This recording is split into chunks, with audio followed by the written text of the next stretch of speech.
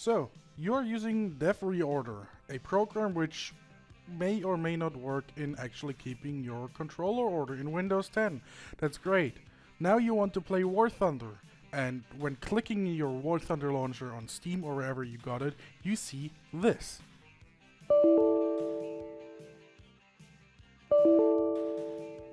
Now, of course, the DevReorder DLL doesn't actually allow you to cheat, but it's different internally than the original Input 8 DLL.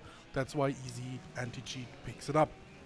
Now, there's two ways to get around this and to still be able to launch War Thunder despite also using DevReorder.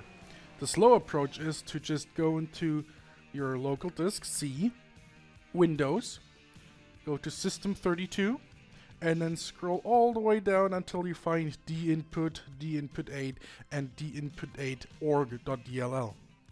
dinput8org is the original direct input 8 file. dinput8 is the one created by DevReorder.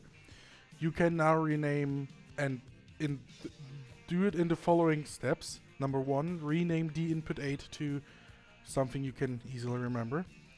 Then rename dinput8org to dinput8 and launch War Thunder. Easy as. When you quit the game, revert your changes, otherwise your DevReorder probably won't work properly anymore. Or you can simply launch a batch file on your desktop, run it as an admin, and do this. It'll launch War Thunder. And as you will see, it also loads the game. It works. EasyAntiCheat doesn't detect this because it's loading in a file it now sees as original. And you can play the game, eventually quit, and let the batch file revert your changes. How does it work?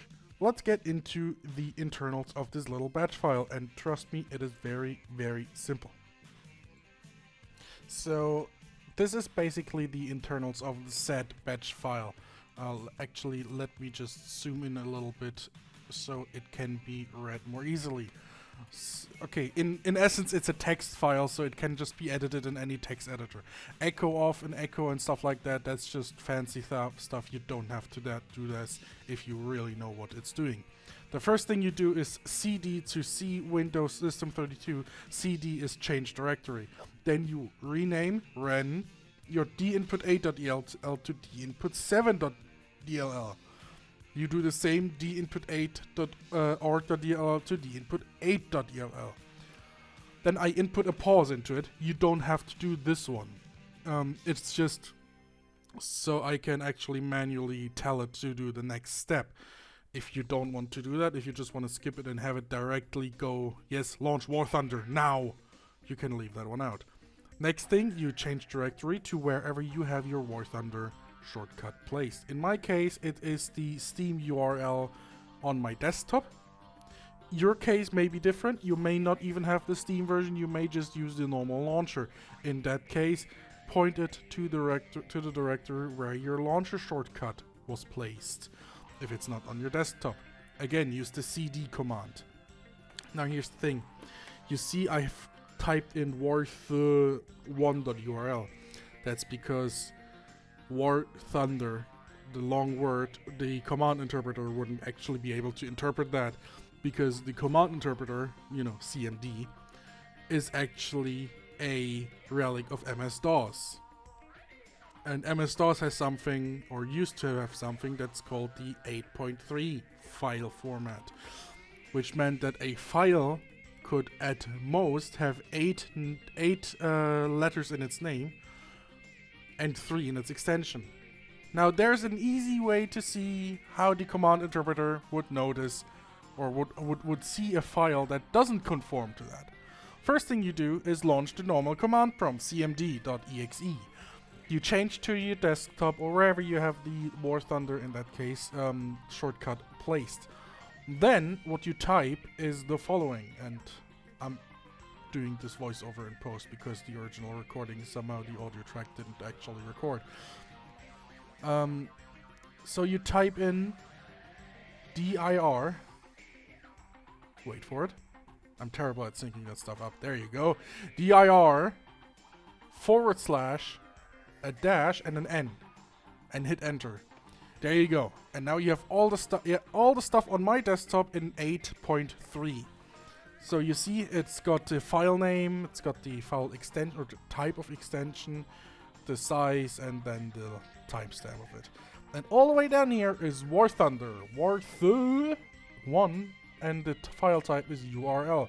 So that's what you put in, warth1.url or .exe, whatever.